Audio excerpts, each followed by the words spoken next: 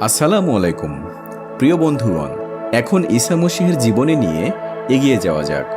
এই ভিডিওতে তিনি ধর্মীয় নেতাদের কাছ থেকে অনেক বাধার সম্মুখীন হয়েছেন।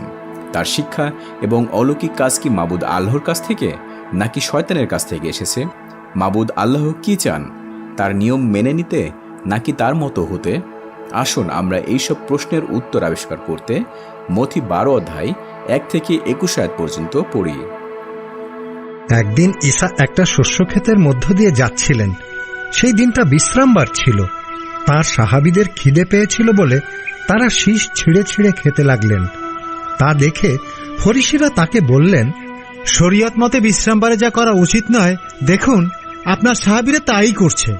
ঈসা তাদের বললেন, দাউদও তার সঙ্গীদের যখন খিদে পেয়েছিল তখন তিনি কি করেছিলেন তা কি আপনারা পড়েননি?